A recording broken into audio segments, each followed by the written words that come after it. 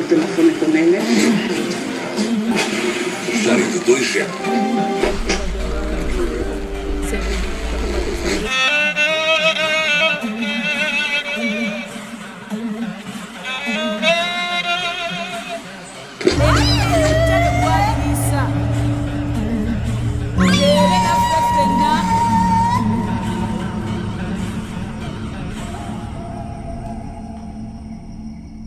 I am, and in many ways have always been, an immigrant.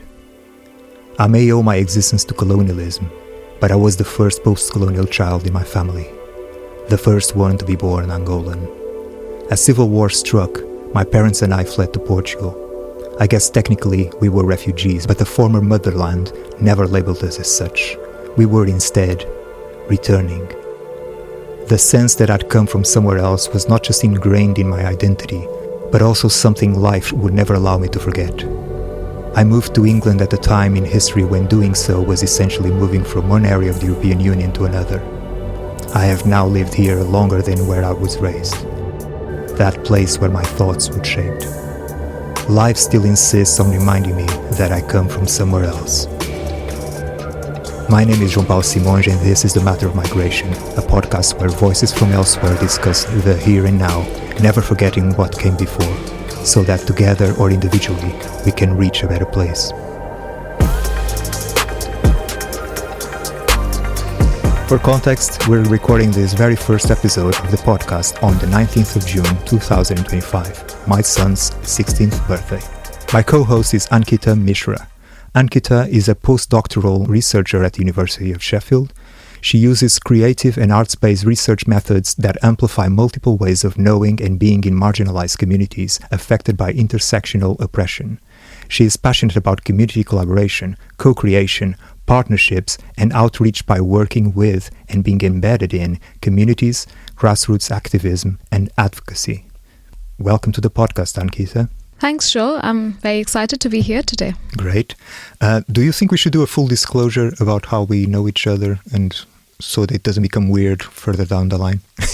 Okay. We should perhaps explain that we came into contact in a project that you lead, that it's your research project. Maybe you want to tell us a little bit about that. And I thought you would be the ideal person to co-host this podcast for all the reasons that will become clear. Thanks so much. That was an honor and an incredible opportunity to be invited to be a co-host. So like you mentioned, the project that we work together, João, it's called Shifting the Stage. So Sam from Arts on the Run, who is the director of Migration Matters, is also a partner of the Centre for Equity and Inclusion based at the University of Sheffield. We came together to kind of explore why we do not have enough artists of colour in the city of Sheffield in leadership positions. So that's how this project, Shifting the Stage, kind of came about together. And then we brought the four of you together to be able to really understand and inquire from the community's perspective, whether it's through Malakai's involvement as a Green Councillor or through all the various artists that we have, yourself, Clara and João, like all the different perspectives from very different kind of arts practice, different heritage, but all kind of tied to the city of Sheffield, together trying to inquire why we do not have enough artists of colour in leadership positions in this city, which tends to celebrate its diversity, apparently. Okay, well, you already mentioned Clara, so would you like to introduce our two guests? Yeah, so very, very excited. We have got two guests today. So one of them's Clara Cheung. So Clara Cheung has practiced as an artist, independent curator, and art educator for the past 20 years, with emphasis over community engagement and performance art. Based in Sheffield, she's the co-director of the art space CNG Apartment CIC and the Hong Kong community group Rewater CIC. We also are joined by Zimbabwean-born and UK-raised Rumbi Tauro, who is a bold voice at the intersection of R&B, soul, and cultural storytelling.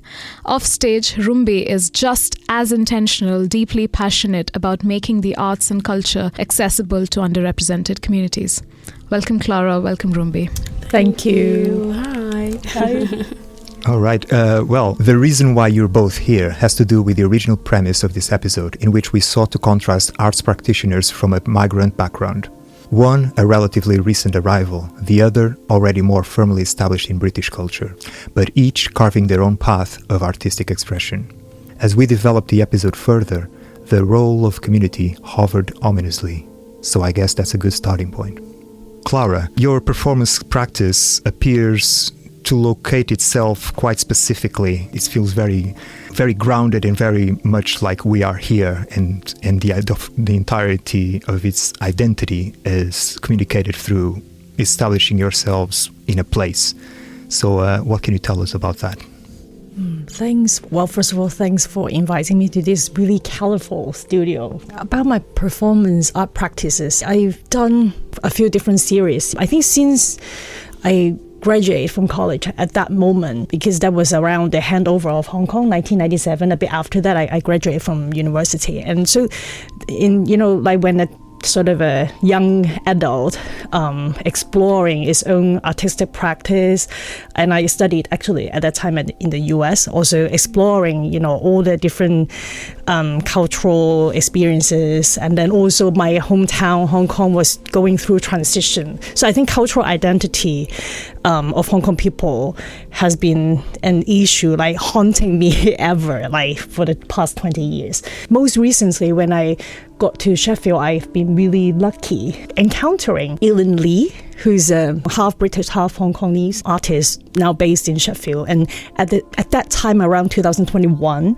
she was also exploring what East and Southeast Asian cultural identity could be.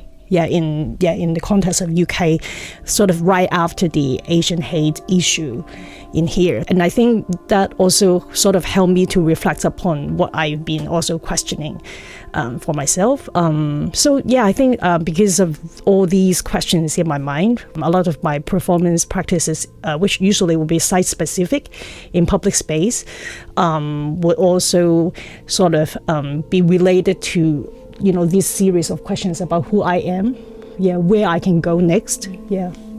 Oh, wow. A lot of depth, Clara. But then kind of reflecting on what Clara just said, thinking about identity, thinking about culture. Although you were born in Zimbabwe, but you were raised in the UK. So how does your cultural practice, your creative practice, kind of intersect with your identity? I think, just to give that context, looking back now, there's always that question of just, when people say like, oh, where are you from? I'm like, I don't know how to answer the question. I've had so many places that I call home. I've had places that I studied in Birmingham. I live in Manchester. I grew up in Doncaster. I'm originally from Zimbabwe. And when it's come to like making music, I've always been like, I don't know how to talk about this. I don't know how to put this into a song, and I'm still on a journey with it. Like, to be honest with you, I think this year has been really important for me with being part of the Migration Matters Festival in the way of being a guest curator, but just exploring migration and how complex it is and how layered it is. I think I've understood that my question, I don't know if it will ever be fully answered, but I'm on a way of each year like understanding more about who I am, the places that make me who I am, my culture. There's so many people that I know across the world that feel this way. So how would you even find the lyrics for that? So that's kind of my reflection. It's an ongoing question that I'm just figuring out and not being afraid of it. There's something I've been thinking about quite a lot in preparation for this episode, and also quite in relation to you. First, I'd like you to tell us more about what you're doing at Migration Matters, what you're curating, because it sounds very multi-stranded and open and very positive at the same time. And that connects also with a little bit that I feel that I'm acquainted with your music. There's something very vibrant, and what you put forward is very stimulating. And the relationship that people often have with their motherland is complicated. Sometimes you elsewhere, and you want to honor where you come from, and you're invited to honor where you come from, but it's a complicated relationship. It's a complex emotion that you have. But you seem to have found a language both in what you're curating, what you chose to curate, and in your music that feels so alive, that I just want you to tell us a bit more about that. Thank you. That's beautiful. I think I was so focused since starting creating my music in 2020. I was so focused on just being on stage and really growing my live sound and growing my music. I only started writing 5 years ago now. So now this journey of curating, it led me to just taking the plunge and applying for the festival, and I was successful, which was like super exciting. And I was like, okay, what am I going to talk about? So I pitched this idea of Roots and Roots program. So roots in terms of like digging, like planting yourself, roots, and the journey, the route it takes to migrate to a new place. You know, we've got live shows, we've got a Sheffield map that we'll be creating. I want everyone that's going to be joining us to put into that map, like, what is it that you've brought to Sheffield? You know, Sheffield is, yes, Steel City, but it's more than that. And I think that I wasn't raised here in Sheffield specifically, but I think just observing the different creative like events I've been able to participate, there's so much diversity, and I wanted to just take time for us all to gather and just, this is the map of Sheffield, but who are the people that make it? Moving to a new place can be very scary and isolating, and I think almost like what you were mentioning, Clara, about meeting someone else that's from Hong Kong. It's like, oh, you should, like, these are the type of opportunities where if you are able to see that you're not alone, it just brings that kind of sense of hope again. It's one of the true elements of migration, that it's not always this hopeful story to begin with. I always think there's that opportunity for the future, but a lot of people, it's a really hard story as to why they're here. My overall message in everything I do is this sense of hope, even if you can't see it, it's just that kind of underlying feeling of joy. I think I always talk about like, I don't search for happiness, I'm always searching for that kind of foundation of joy, because joy is immovable in my opinion. I almost felt like an imposter when I applied, to be honest, with this opportunity, because like you mentioned, I've been here since I was 5, and I kind of thought like, am I the right person to explore this? Maybe it should be someone that's just moved to the UK. They will have way more to add, but I think everyone's voice is really important, and I would never speak for anyone on a situation I don't know. I think all I've really understood my role to be here is to just facilitate space for people to speak, for people to unite, and for what I do know, to speak confidently about it. But for other things that I don't know how it feels, that's not my place. And I think I've really grown in my creative practice off stage by taking on this opportunity. From what you're telling us, it feels like you're at the right time in your life, the right point to actually do this. You may have had doubts, but it seems like it's the exact right time. So it's fascinating. It's great that you can speak with so much clarity, but clarity is also, and this sounds like a pun, but it's actually something that I associate with Clara, particularly in our meetings, because she's, of all of us, I'm kind of like the awkward one, and there are the other ones that speak with authority about their communities and all that. And then Clara, when she speaks, it's just clarity. It's just this. Really, I didn't know about that. It's just very, very clear. It is very clear every time you have something to say, but at the same time, you get the sense that you're at the beginning of your journey as an artist in Sheffield. So I wonder how you feel hearing this particular account that Rumbi was just... I'm sort of the last generation of Hong Kong people who grew up during the British colonial time, but also transisted to nowadays under the CCP, and it was handed over to China without people's referendum, unfortunately. And then now, because of the political pressure, a lot of Hong Kong people also moved to the UK. Now I'm based in Sheffield. But but as an artist, I also have this really good privilege. I think for my situation, it is about how I can try to apply my previous knowledge to face uncertainties in the art ecology, and apply that sort of instinct. I think I sort of grew this instinct in my body in the past, 2 decades, working in the arts. So I'm using that in Sheffield as well. Not only relying on, for example, UK government funding, but try to also look out to different, even private foundations around the world to see if I can, not just to get resources for myself. At the same time, my partner and I, we relocate and reopen the alternative art space, CNG apartment in Sheffield. Previously, we run that in Hong Kong, and then we shut it down because of the political reason in 2021. And last year, we reopened it in Sheffield. And so now we feel we have more responsibility to also look for resources to help different dissident artists.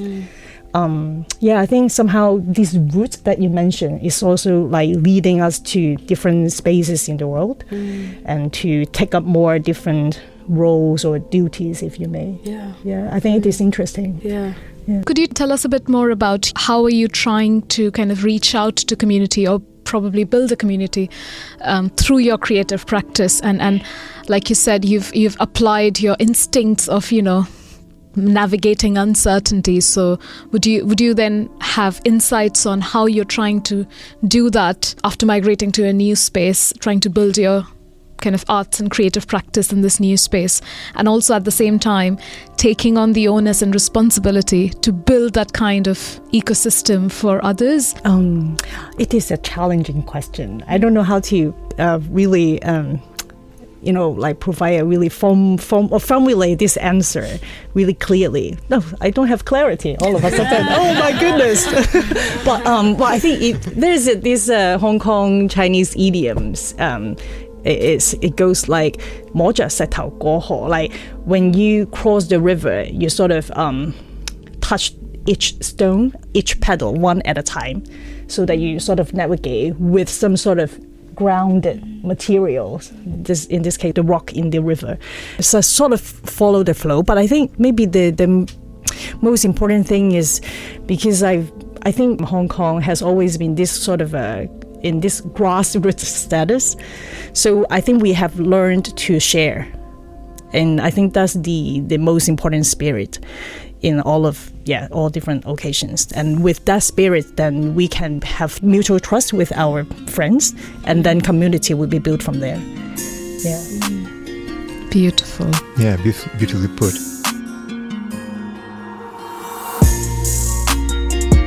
The matter of migration has been conceived and developed alongside a physical safe space in which the public can immerse itself.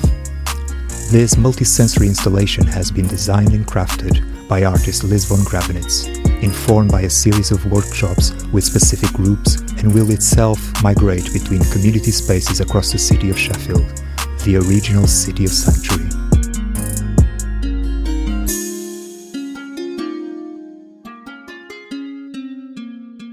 We are all operating as artists within a system, and certain things are asked of you as an artist from a specific background.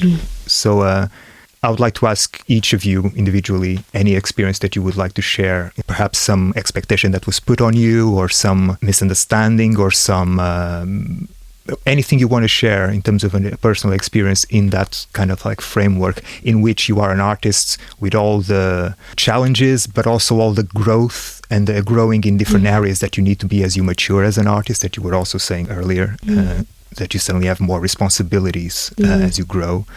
And along with that, more starts being asked from you, but in a very specific way because of your background or your perceived cultural background. So I'd like to ask you. Yeah, I had a similar-ish question, like just framing something around, like, do you feel like there's a pressure on you to kind of represent your story, your community, your culture through your art, or does your work actually resist that, or where do you sit? Like, just want to build on that. Exactly. So A, my question. B, your question.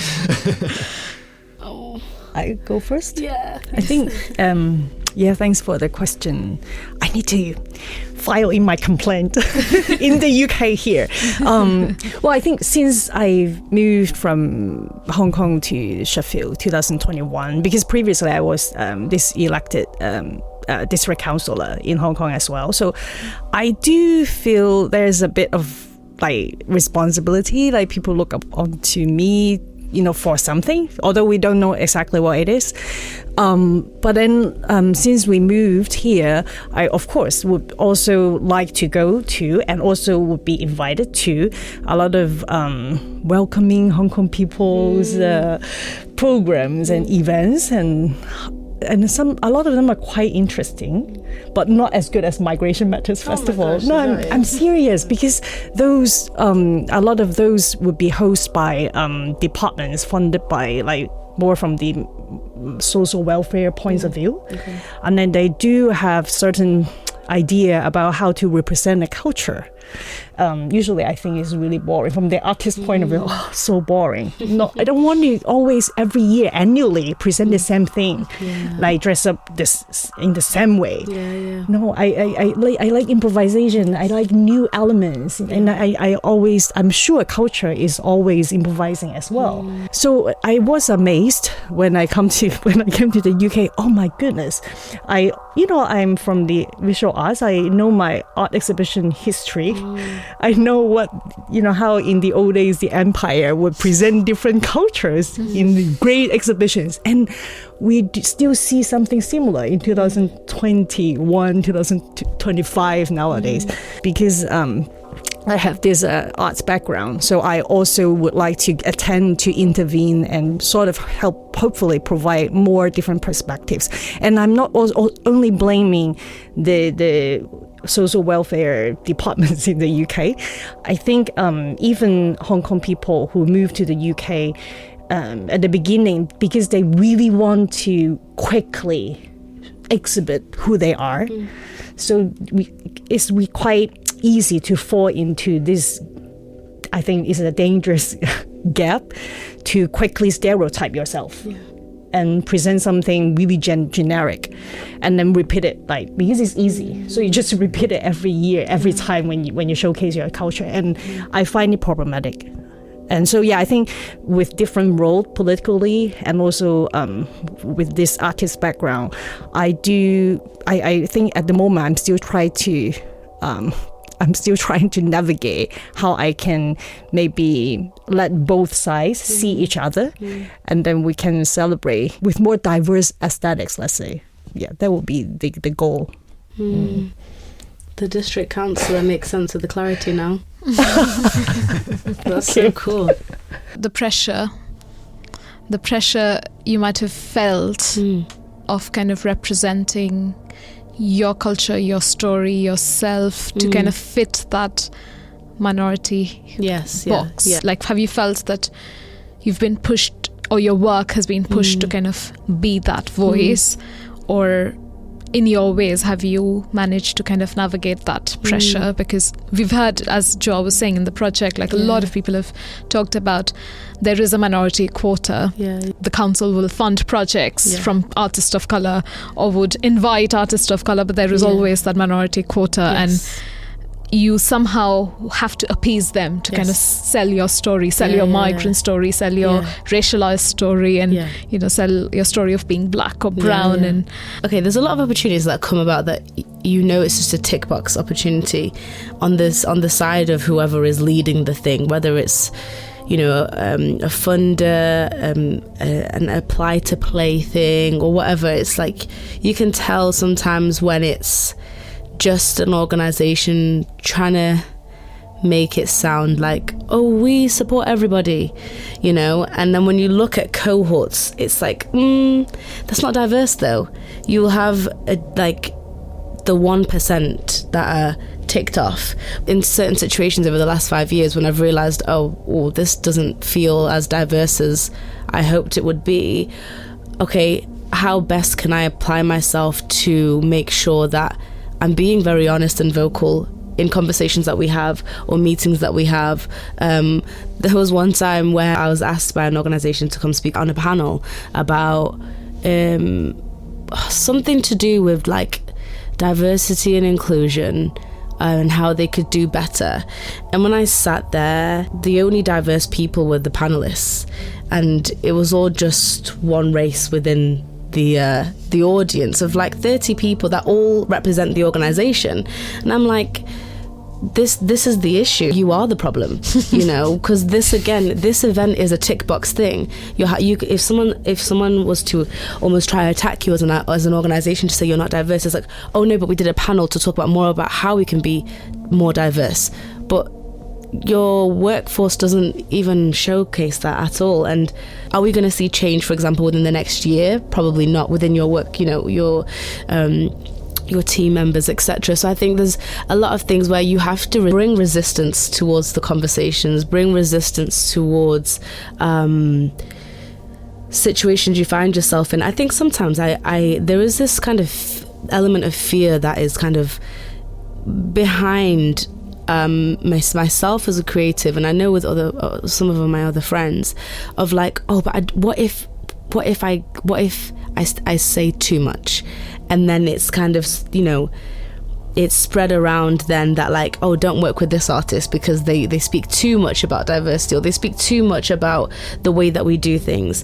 But I think there's that thing of like, the truth is the truth, and if you are uncomfortable hearing that, then you're not an organisation or company I would want to work with moving forward. That hasn't happened to me, like personally. I'm just saying, but there is that element of when opportunities are given to you, it's that thing of like, oh, but I know, and I might already be part of kind of a lower percentage of ethnic minorities that I've got this opportunity. I don't want to ruin it. It just looks good to say that they're doing it. It just looks good to say that they are diverse, but there isn't any diversity there, and you just see it year in, year out, almost like what you mentioned, Clara, about the exhibitions. It's like a lot of things within the arts people just do, and it's in the calendar for the next X amount of years, and it's just the same thing that happens over and over.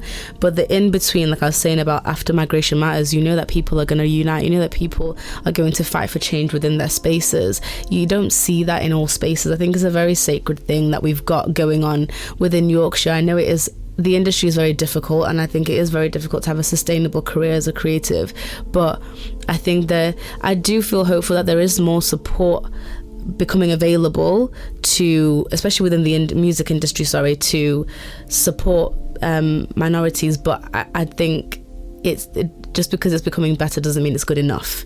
Oh, I want to add one example to how to navigate in the current exhibitionary sort of a platform for migrants from Hong Kong. So my partner and I 2 years ago encountered this Harcourt Road in Sheffield, because we also have Harcourt Road in Hong Kong, which is close by the government headquarters, and a lot of protests and demonstration, of course, pass by.